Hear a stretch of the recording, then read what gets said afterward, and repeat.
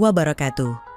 Saya Mbak Yayuk, pemilik sekaligus host di channel ini yang akan membawakan kisah nyata untuk kalian semua. Tolong anggap cerita ini hanya sekedar hiburan dan pelajaran saja. Dan jika ada kesamaan nama, tempat dan kejadian, semua itu mungkin hanya kebetulan semata. Silahkan ambil sisi baiknya dan buang sisi buruknya. Oke, selamat menikmati vlog dan kumpulan cerita dan kisah nyata dari saluran Mbak Yayuk. Subscribe dulu biar sama-sama enak. Nah, sebelum mulai ceritanya, mari perkenalkan dengan tokoh utama dalam kisah ini, tapi semua nama akan disamarkan demi privasi.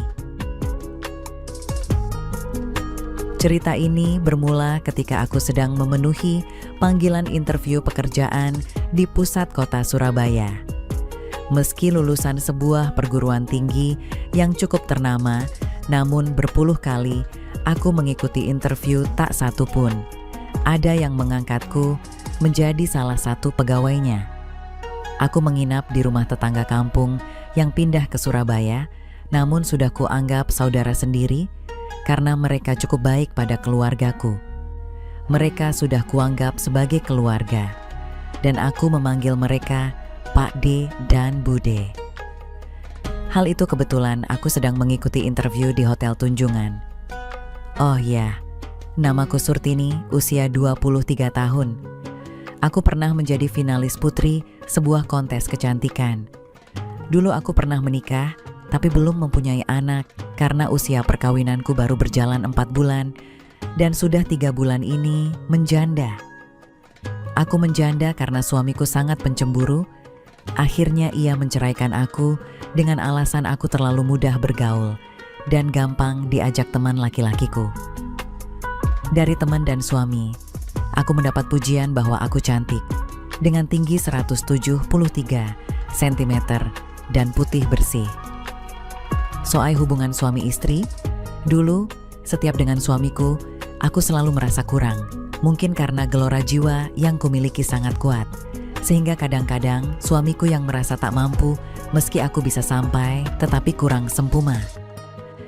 Kulihat jam di tanganku sudah menunjukkan pukul 16.15 waktu Indonesia Barat. Aku sedikit kesal karena seharusnya aku sudah dipanggil sejak pukul 15.00 tadi. Padahal aku sudah datang sejak pukul 14.30 tadi. Aku pun cuma bisa menggerutu sambil mencoba sabar karena aku butuh kerja untuk saat ini. Halo, suara perempuan mengagetkanku dar, lamunan. Ya, jawabku sambil berdiri. Sejurus aku memandang ke arah perempuan itu, cantik sekali. Nain Surtini? Dia bertanya sambil mengulurkan tangan, serta mempersilahkan aku kembali duduk. Beberapa saat kemudian, kami berbincang, dan aku tahu namanya adalah Rada.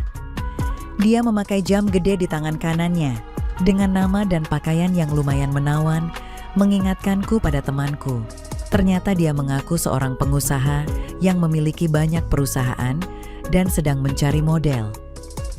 Setelah berbicara tentang diriku panjang lebar, akhirnya dia berkata bahwa aku cocok untuk menjadi salah satu modelnya. Akhirnya aku mendapatkan kepastian, esok hari aku akan mulai bekerja. Aku pun berjalan pulang dengan langkah seolah lebih ringan dari biasanya. Sekedar kalian tahu bahwa sejak aku mencari kerja, aku tinggal di rumah Bu D Tutik, saudara dari ibuku. Sesampainya di jalan sebelum rumahku, ada beberapa anak muda bergerombol. Ketika aku lewat di depannya, mereka menatapku dengan mata yang seolah-olah mengikuti gerakanku yang gemulai. Wih, kalau aku jadi suaminya, gak tak bolehin dia pakai penutup segitiga bermuda. Ucap salah satu dari mereka, namun terdengar jelas di telingaku.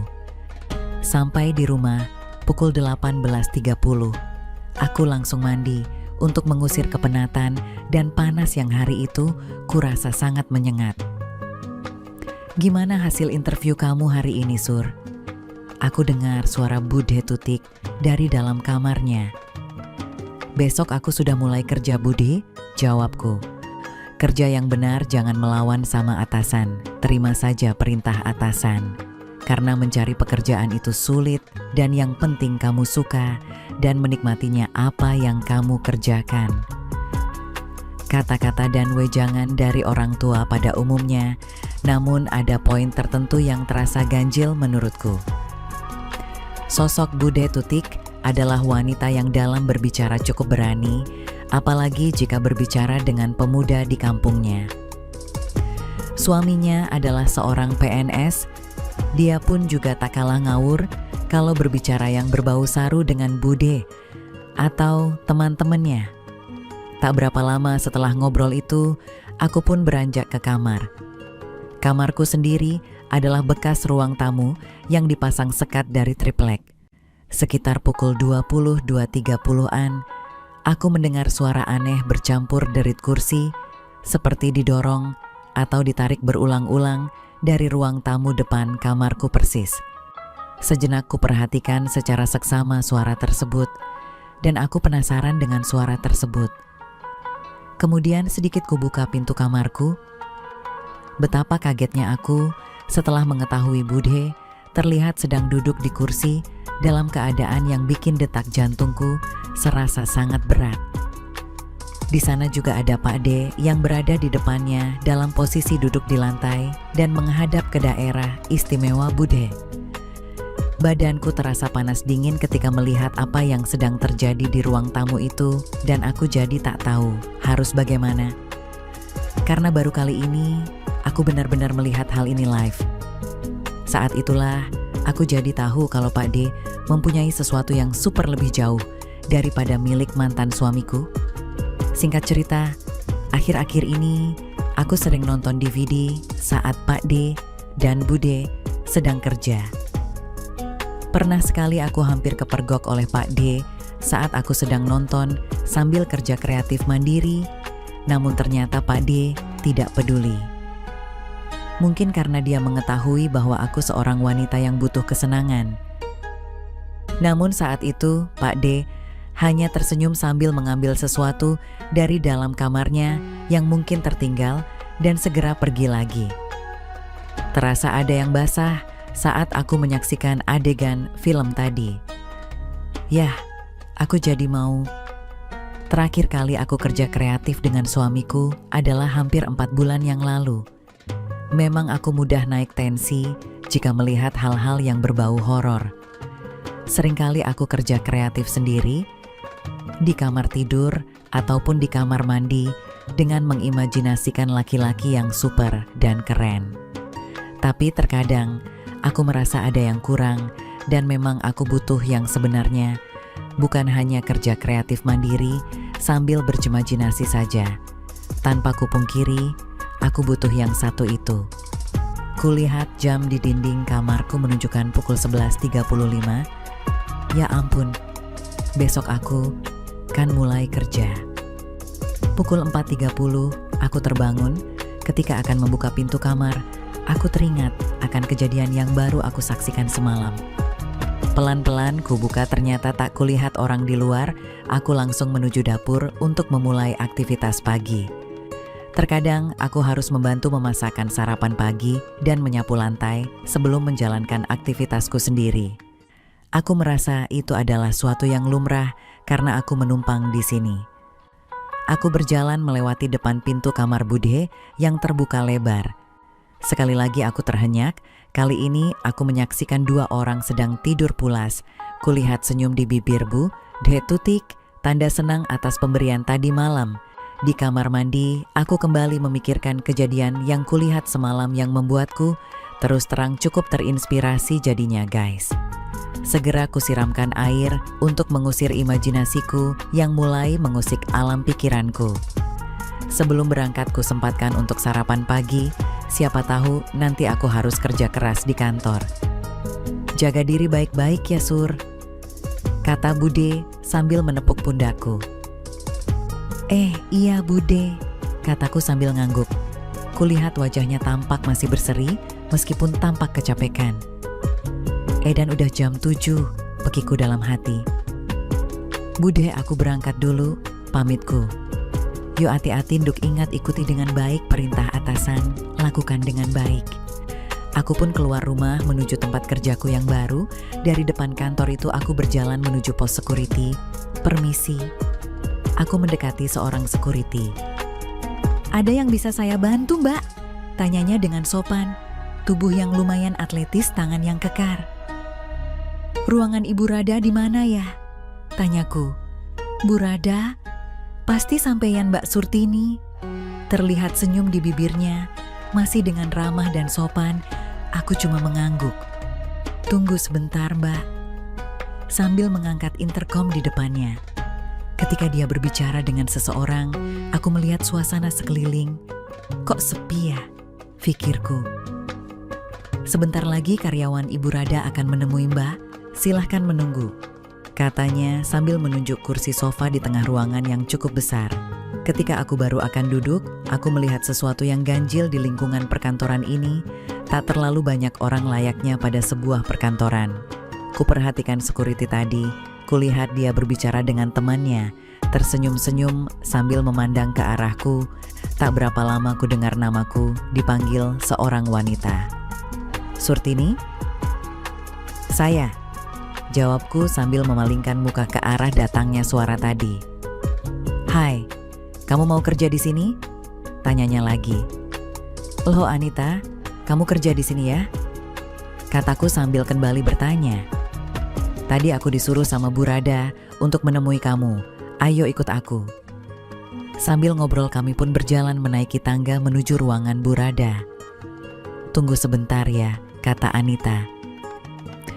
Pintu di ruangan itu sedikit terbuka.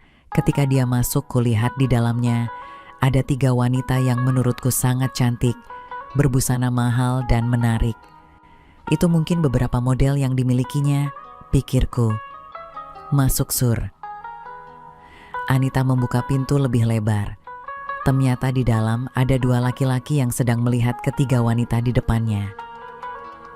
"Nah, ini dia cewek baru yang aku terima kerja di sini. Namanya Surtini," kata Bu Rada sambil menunjuk ke arahku untuk menunjukkan aku pada kedua laki-laki itu. "Sur, mas-mas ini dari Jakarta. Mereka akan menguji kemampuan kamu dalam memakai barang dari mereka." Aku segera mengambil kesimpulan bahwa mereka adalah desainer atau rekan kerja Bu Rada. Aku mendekat dan berjabat tangan dengan keduanya. "Rada, kami perlu kerja di dalam studio," kata laki-laki yang sedari tadi melotot melihat 3 wanita di hadapannya sambil menenteng kamera. Lelaki itu berjalan diikuti oleh ketiga gadis cantik tadi. "Tunggu sebentar ya, Sur," kata Bu Rada sambil mengajak lelaki yang satunya serta Anita. Aku terdiam sebentar sambil melihat ruangan yang cukup besar tersebut. Ketika melewati ruangan yang baru dimasuki oleh 3 gadis dan seorang lelaki tadi, aku mendengar suara tertawa wanita dari dalamnya. Ku coba untuk mendekat pada ruangan itu. Aku semakin penasaran kerja macam apa. Kok suaranya seperti... Ya, aku ingat suara itu mirip suara Bude Tutik semalam. Ku coba lebih dekat untuk mengetahuinya. Tapi tiba-tiba... "Sur," Bu Rada sudah berada di sampingku. "Ada yang mau aku tunjukkan padamu," katanya sambil berjalan ke ruangan pribadinya. Tertulis di depan pintu ruangan tersebut. "Mana Anita? Sama lelaki yang tadi?" tanyaku dalam hati.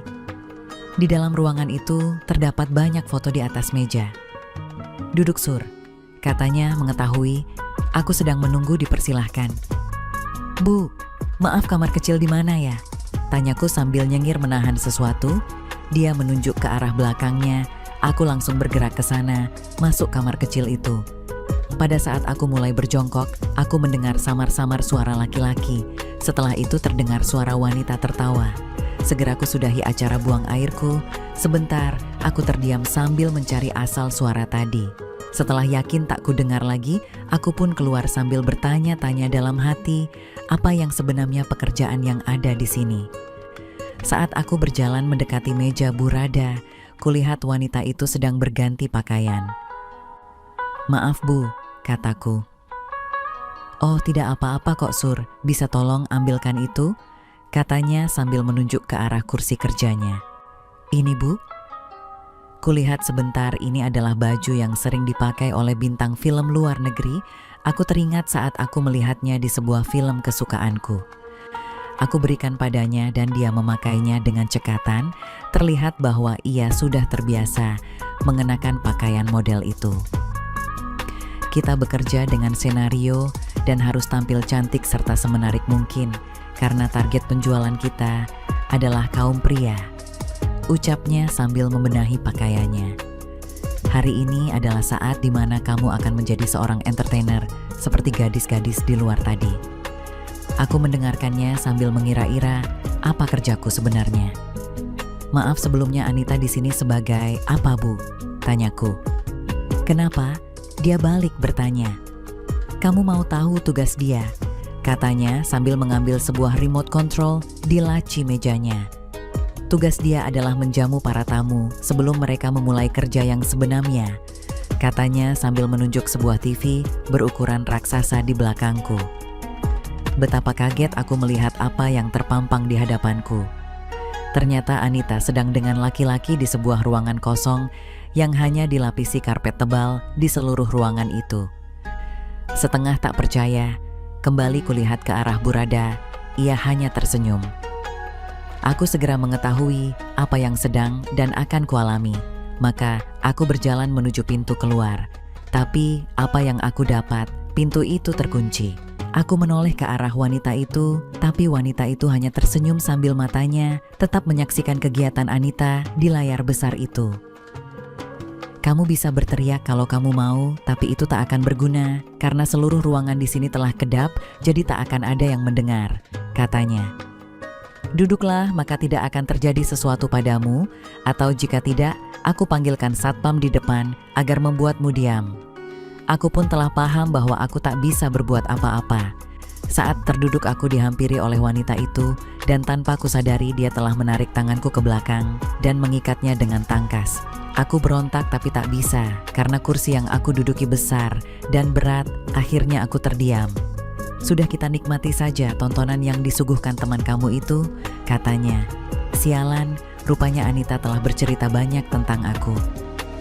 Anita adalah temanku saat duduk di bangku sekolah. Dia adalah type cewek yang cukup berani tampil beda dan punya teman cowok yang cukup banyak. Dan dia pun telah kehilangan miliknya saat perayaan kelulusan di suatu acara yang diadakan oleh teman-temannya. Kurang asem. Kenapa aku harus melewati hari yang seperti ini? Kataku dalam hati.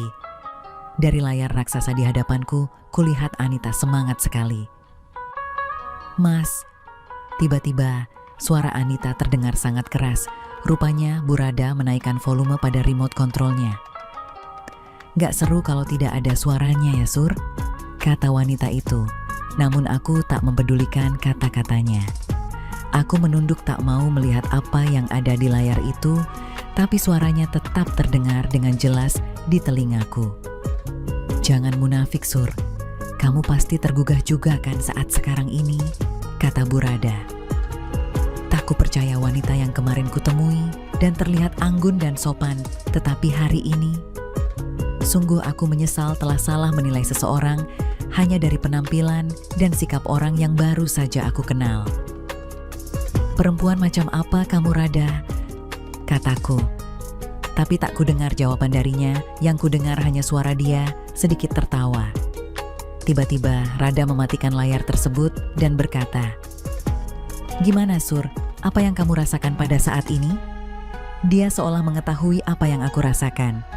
"Lepaskan, aku mau keluar dari tempat ini," teriakku untuk berusaha menutupi keinginan yang aku rasakan. "Apa? Kamu mau keluar dari sini? Kamu akan suka dengan yang seperti ini sayang," katanya sambil menarik kedua kakiku, hingga aku seperti sudah siap di atas kursi besar itu. "Tenang saja Sur, kita cari kesenangan dulu ya." Aku diam dan tak terlalu banyak bergerak. Aku tak tahu mengapa aku diam dengan perlakuan Rada kali ini. Rada mengosok-gosokkan sebuah mainan itu ke arahku. Aku pun tahu apa yang akan dilakukannya, dan firasatku ternyata benar. Sekali lagi aku diam saja, karena aku saat itu sudah mulai benar-benar terbawa arus suasana yang ada ditambah lagi perlakuan dari Bu Rada padaku. Saat Rada sedang sibuk terhadapku dari depan, tiba-tiba lampu ruangan menjadi sangat terang dan kulihat ada 2 orang laki-laki. Mereka masing memegang kamera dan mengabadikan suasana di ruangan ini. Tak kusadari ada sentuhan tangan pada pundakku. Sur, rupanya kamu sudah merasakan kenyamanan di ruangan ini? Ternyata aku kenal suara laki-laki yang di belakangku. Yah, itu suara Pak D. Tanganku berusaha menutupi semuanya karena ulah Bu Rada tadi. Sudahlah Sur, toh aku tahu kamu butuh yang seperti ini, kata Pak D. Pak D menempelkan sesuatu yang hangat di tanganku yang masih terikat ke belakang. Ku pegang dan aku jadi tahu apakah itu? Aku diam memikirkan semua rentetan dan semua orang yang ada di sekitarku saat ini. Saat ku terdiam ternyata Rada sudah berdiri lagi di depanku dan matanya menatap ke arah Pak D. Laki-laki itu tahu apa yang diinginkan Rada dan segera bergerak mendekat pada Rada. Ayo, kita bikin janda muda ini memohon agar segera diisi sesuatu yang hangat. Hahaha. Kata Rada sambil melihatku. Sabar ya Rada, sebentar. Kata Pak D sambil menoleh ke arahku, sambil mengedipkan mata kirinya seolah berkata, tunggu giliranmu. Spontan saja aku berpikir, bagaimana kalau sampai Pak D beneran memberikan itu semua padaku? Saat itu aku sudah benar-benar tidak bisa berpikir secara jernih, pikiranku mulai tak terkontrol. Andai saja tanganku tak terikat, mungkin aku sudah melakukan sesuatu yang baik. Saat aku sedang memperhatikan kegiatan yang sedang dilakukan oleh Pak D dan Rada, ikatan pada tanganku terasa melonggar, ku tarik tangan kananku dan terlepas. Sebentar kemudian aku jadi bingung apa yang harus kulakukan, namun di luar kesadaranku, saat itu ternyata aku tidak mengambil kesempatan itu untuk lari. Lagi pula, di situ ada 2 pria berkamera yang pasti akan menghentikanku. Yah, otakku mungkin sudah dirasuki suasana romantis saat itu. Aku butuh asupan nutrisi yang sesungguhnya bukan seperti yang selama ini kudapatkan dengan kerja kreatif mandiri saja di kamar. Semakin kuperhatikan secara seksama apa yang dikerjakan Pak D dan Rada di depanku, semakin aku tidak bisa mengelakkan rasa yang ada. Saat itulah, tiba-tiba pintu ruangan terbuka dan masuk seorang laki-laki yang tadi dengan Anita. Dia pun menghampiriku sambil tersenyum. Ku tatap matanya seolah aku memberinya izin. Aku sadar bahwa semua yang terjadi saat ini akan direkam dan disebarluaskan. Aku tak pedulikan itu. Tetapi ketika Rada mengetahui laki-laki itu, lewat di depannya tangan kanannya segera menarik tangan laki-laki itu. Rada, kamu benar-benar serakah. Umpatku dalam hati saat melihat Rada mengerjakan apa yang seharusnya jadi bagianku. Aku segera bangkit dan menghampiri mereka. Aku tak rela jika apa yang seharusnya aku miliki akan dimiliki juga oleh Rada dan aku hanya jadi penonton. Rada dan Pak D tidak terlalu kaget ketika melihatku. Oh alah, rupanya kamu baru bisa lepas dari tali tadi. Hahaha. Rada tertawa lepas. Aku melihat laki-laki yang ternyata bernama Ruli itu membalikkan diri dan mendekat padaku. Langsung saja aku menyambut idamanku itu. Lihat Pak, keponakan kamu. Kata Rada seolah senang dengan apa yang kukerjakan. Saat Rada mulai sedikit melemah, Pak D melihat ke arah Ruli. Karena seolah tahu maksud Pak D, Ruli pun pelan-pelan menjauh. Pak D menuju ke arahku, sedangkan Ruli menuju ke Bu Rada. Aku ragu apakah aku akan nekat dengan orang yang sudah aku anggap sebagai orang tuaku ini. Namun Pak D dengan mudahnya menjawab tanyaku dalam hati itu. Dengan pembuktian yang memang sudah lama, aku penasaran dengan Pak D. Pak D, Pak D, teriakku. Maaf Sur, lupa aku. Kayau kamu sudah lama berpisah dengan suamimu, dan tentu sudah lama pula tak terisi ya. Ucapnya. Sudah cukup lama bagiku. Waktu 4 bulan menanti yang seperti ini, aku tak peduli meski ini kudapat dari seorang yang selama ini menampungku. Setelah hampir 25 menit, kulihat muka Pak D memerah seperti menahan sesuatu. Okde rupanya sudah mendapatkan hasil kerja kreatifnya karena sudah berani mencobanya. Padahal yang sedang dicobanya adalah sesuatu yang memang sudah cukup lama kekeringan. Ya elah, Pak D, ucapku kecewa karena aku belum apa-apa. Tak kuhiraukan lagi Pak D. Saat kulihat Ruli, dia tersenyum padaku dan akhirnya idamanku itu datang padaku.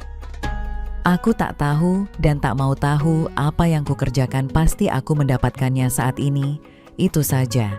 Tak lama berselang cahaya terang dari kamera yang merekam, tampak meng-close up mukaku yang tampak ceria. Akhirnya, aku menikmati semua pekerjaan ini. Semua kulakukan dengan senang hati. Karena ternyata Bude adalah ketua dari semua pekerjaan ini, sehingga aku bekerja menjadi pemainnya. Seperti yang dulu sering kulihat di keping-keping VCD. Indahnya dunia. Dan semenjak itu, aku tidak lagi pernah kekeringan, baik itu dari uang maupun dari pengairan. Tamat. Oke teman-teman, segitu dulu kisah ini.